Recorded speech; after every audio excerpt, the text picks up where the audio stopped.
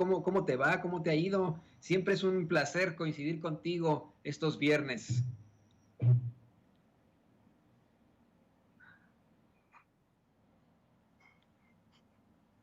¿Profesor? ¿Listo? Creo Hola, mi que... querido Antonio, buenas tardes, ¿cómo estás?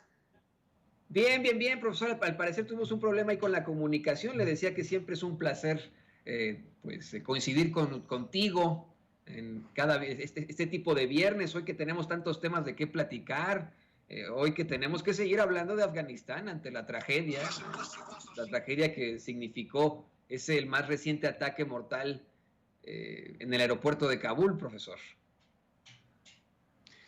Sin duda alguna, mi querido Antonio, hemos atestiguado cómo una salida desorganizada ha dejado en claro, ha desnudado la capacidad de Estados Unidos, por un lado, de organizarse, de esta falacia que nos venden en los medios de comunicación tipo Hollywood, en donde con pocos soldados, con pocas unidades, hacen muchísimo, y ahora lo que vemos es que, pues, al cine lo que es del cine y a la realidad lo que es la realidad, y Estados Unidos ha dejado claro por qué se ha concebido que es una potencia en decadencia.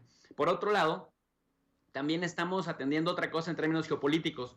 En términos geopolíticos vemos la emergencia de dos actores importantes en Afganistán, a los que se les había dado por muertos y que ahora vemos que están más vivos que nunca, y que ante el vacío que deja Estados Unidos al interior de Afganistán se van a disputar el liderazgo. Estamos viendo por un lado la organización terrorista Estado Islámico de Jorazán, que comulga más con la idea de reunir a grupos étnicos de diferentes lugares, hazaras, tadjikos, uzbecos y además diáspora islámica de todos lados del mundo, versus el Talibán, que son 90% Pashtun. La etnia Pashtun en Afganistán es y que además, si bien es cierto que tiene una interpretación muy fundamentalista de la Sharia, en este caso en la versión Hanbali, que es la que está más influida por los wahabíes saudíes, y que por eso vemos tanta rudeza en el tema de las minorías por parte del Talibán. Bueno, pues justamente el Estado Islámico Jorazán está jugando como un tercero en discordia en los acuerdos que Estados Unidos había pactado desde la administración Trump-Pompeo con el Talibán, y pues esto obliga a que el mismo Nabiullah, vocero del Talibán, salga a decir nosotros, Nabihullah Mujahideen, salga a decir nosotros no tenemos nada que ver y vamos a castigar también a los culpables. Más parecido su discurso talibán al discurso de Joe Biden, pensando en que pues ahora tienen que irse en contra del Estado Islámico. Pero curiosamente, y aquí viene, digamos, este enredo de esta salida desorganizada, esto sucede por una organización a la que se le identifica más con Estados Unidos, que es el Estado Islámico de Jorazán, y en un terreno en donde la seguridad era responsabilidad de Estados Unidos. Entonces, esto trae más interrogantes, Antonio, porque hasta dónde en realidad Estados Unidos se quiere quedar sin estar presente físicamente. Y esto es poder argumentar en un estado de anarquía que la presencia estadounidense es indispensable para ganar tiempo, más allá del 31 de agosto, que Joe Biden había dicho unilateralmente que se requería quedarse más allá del 31 de agosto hasta que sacara a toda la gente que necesitaba sacar, porque recordemos que además cometieron otro error de caricatura, Antonio, que son los mismos estadounidenses los que le dieron una lista con nombre, apellido y domicilio al Talibán para decirle, a estos son a los que me voy a llevar.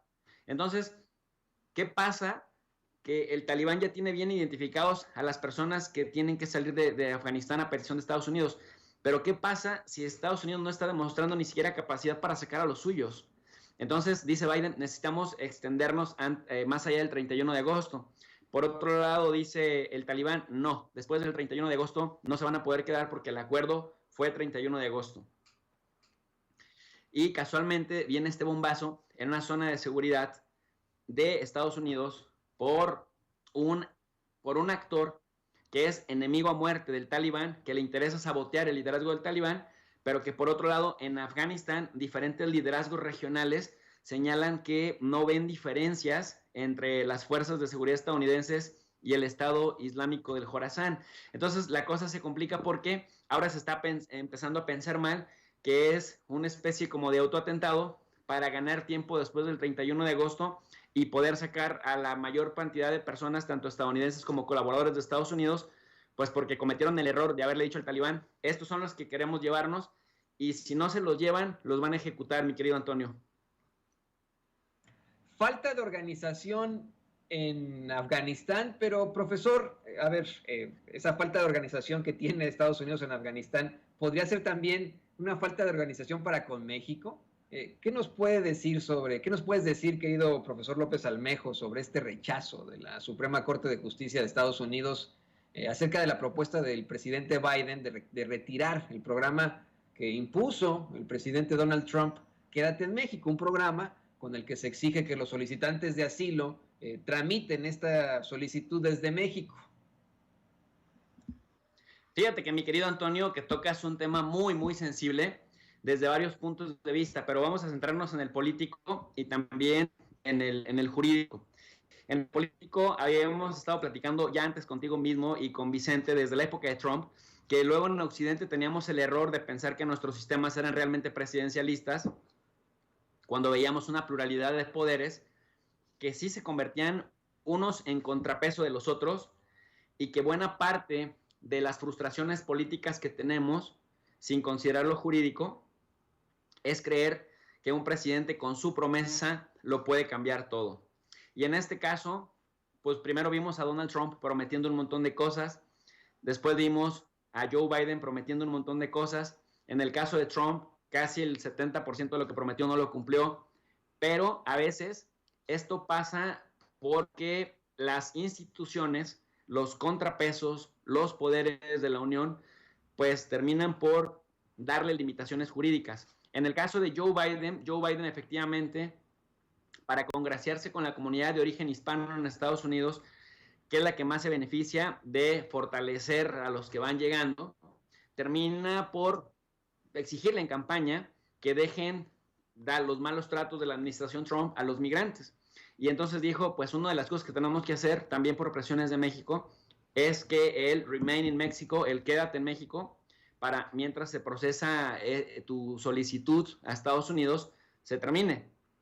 No aventó una orden ejecutiva porque él esperaba que en este caso poder arraigarla, desarraigarla de fondo. Recordemos que el gobernador tejano fue el que escaló este conflicto hasta que lo llevó a la Corte Federal, y ahí es donde voy con el contrapeso, mi querido Antonio. Ves que decíamos que uno de los grandes legados de Donald Trump fue haber dejado una corte conservadora.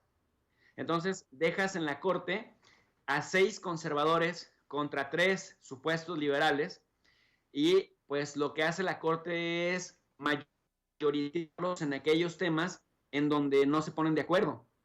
Entonces la corte es conservadora, la corte es republicana, aunque se supone que en la corte no debiera haber influencias partidistas, pero en la corte simpatizan más con el ideal republicano porque son presidentes republicanos, de los cuales Donald Trump nombró por lo menos a 3, son conservadores. Entonces, aunque se va el presidente republicano, cuando haya un conflicto entre el Ejecutivo y el Congreso, o entre el mismo Ejecutivo con algún gobierno de la Unión, de la Federación, estos pueden escalar el conflicto para que la Corte Federal conozca de los asuntos, y entonces jurídicamente la Corte le asesta un golpe político, fíjate, la conexión entre ambas cosas, para que no pase la promesa política. Entonces, ahora, ¿cuáles son las implicaciones para México?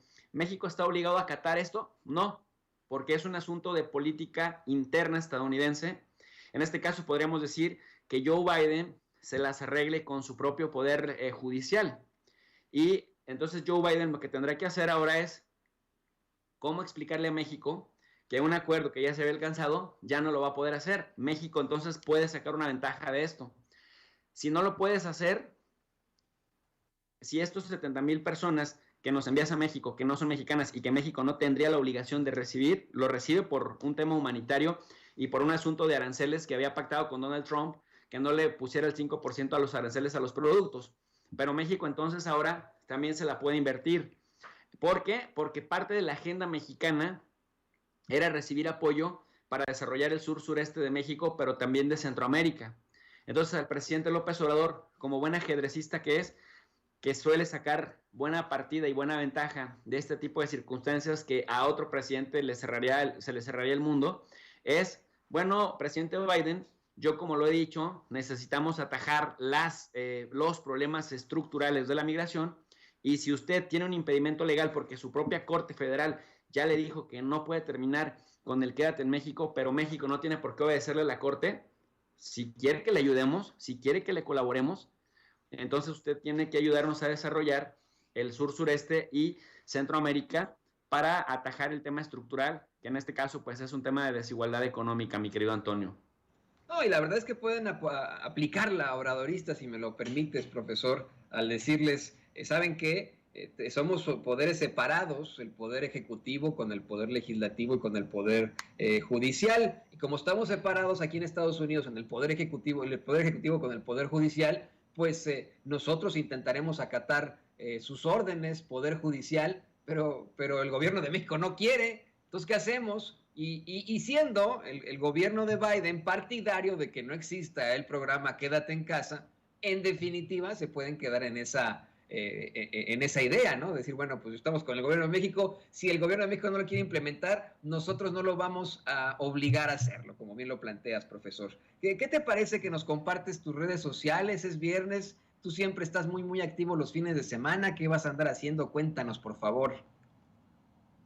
Pues muchas gracias, mi querido Antonio. Quiero invitar a toda la gente de Sin Censura a que nos acompañen como todos los días a las 4:30 de la tarde, la tardeada de análisis con tu profe de RI, al canal de tu profe de RI.